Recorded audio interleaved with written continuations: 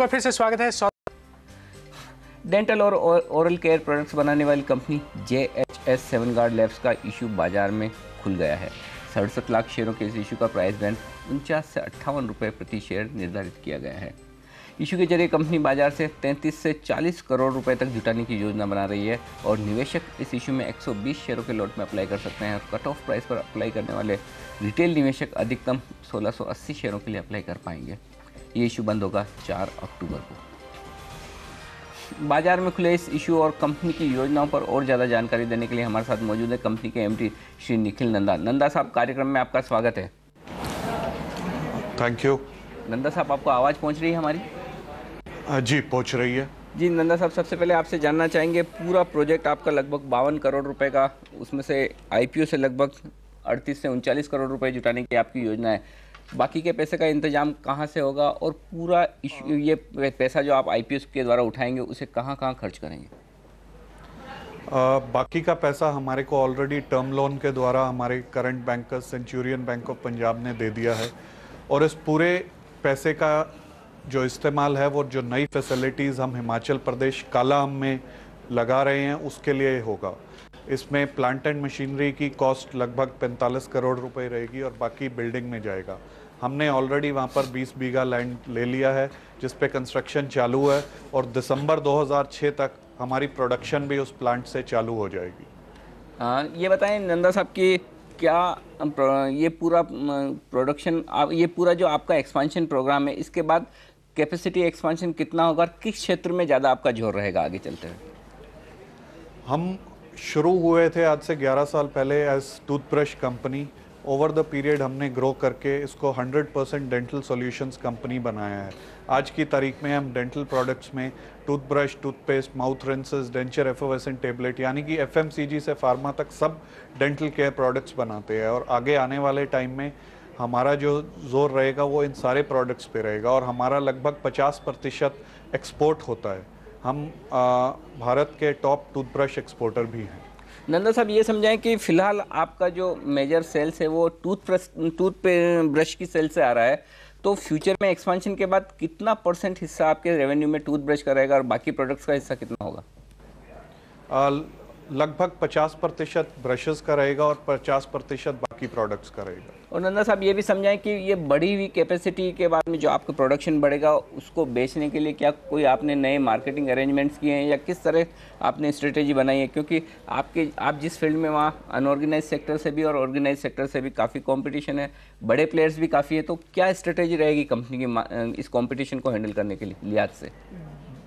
जैसा कि आप जानते हैं कि हम कॉन्ट्रैक्ट मैन्युफैक्चरिंग करते हैं। जितने भी बड़े बड़े नेशनल और इंटरनेशनल नेम ब्रांड्स हैं, हम उनमें से काफ़ी लोगों के लिए ऑलरेडी ये सारे प्रोडक्ट्स बनाते हैं और हमारा उनसे कोई कंपटीशन नहीं रहेगा। ज़्यादातर ये जो प्रोडक्ट्स है ये SSI रिजर्व्ड है, इसीलिए अनऑर्गेनाइज सेक्टर में ही ज़्यादातर लोग प्रेवलेंट है।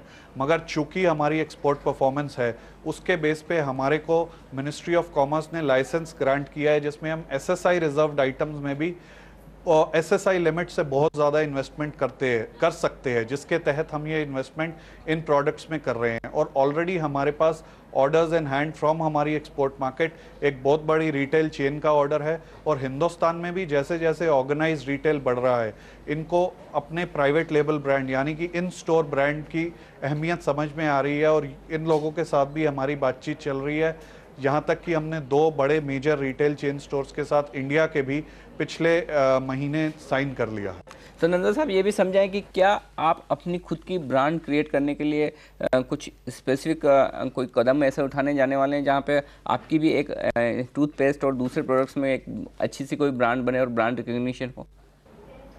जी नहीं, हमारा फोकस शुरू से प्राइवेट लेवल पे ही रहा है और हम उसी पे फोकस रखेंगे और ग्लोबली ये इंडस्ट्री अपने आप में एक बहुत बड़ी इंडस्ट्री है क्योंकि जितने भी बड़े बड़े ब्रांड्स हैं वो प्रेफर करते हैं कि वो किसी प्रोफेशनल ऑर्गेनाइजेशन जहाँ पर उनको GMP और क्वालिटी स्टैंडर्ड्स में पूरी वो मिले, वहाँ से ये प्रोडक्ट्स बनवा कर फिर बाज़ार में बेचे।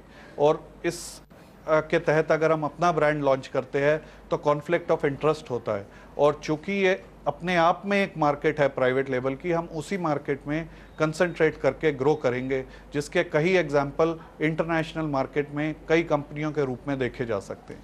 नंदा साहब ये भी बताएं कि क्या आप अपने बायर्स के साथ में कोई लॉन्ग टर्म कॉन्ट्रैक्ट्स भी कर रहे हैं या फिर इस तरह के कोई अरेंजमेंट फ़िलहाल नहीं है, और साथ ही ये भी बताएं कि क्लाइंट कॉन्सेंट्रेशन किस तरह का है फ़िलहाल आपका? हमारे इन सब बायर्स के साथ एग्रीमेंट्स होते हैं जो 1 साल से 3 साल तक होते हैं और जो उस पीरियड के बाद रिन्यू होते रहते हैं, और हम पिछले कई वर्षों से इन सब लोग के साथ काम कर रहे हैं। और हमारे जो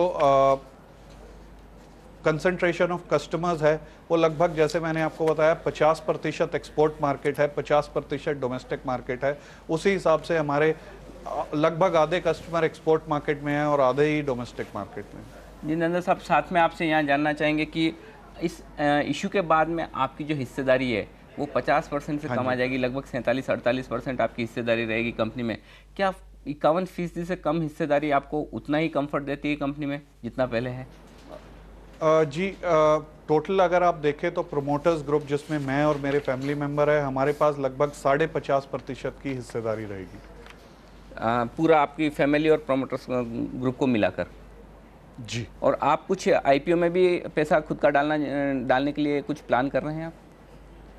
जी, 5 lakh share promoters contribution same price पे, जिस प्राइस पे पब्लिक को इशू हुआ है, वो ऑलरेडी डे वन से एक दिन पहले आ चुका है, जो कि इसमें रिफ्लेक्ट नहीं करेगा क्योंकि वो मार्केट में जो है वो केवल 62 लाख शेयर जा रहे हैं 67 लाख में से।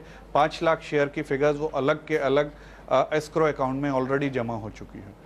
जी नंदा साहब, बहुत बहुत धन्यवाद सीएनबीसी आवाज़ से बात करने के लिए। ये थे श्री निखिल नंदा, सीएमडी JHS स्वेनगार्ड के, जो बता रहे थे अपनी योजनाओं के बारे में, अपने आईपीओ के बारे में। अभी लेते हैं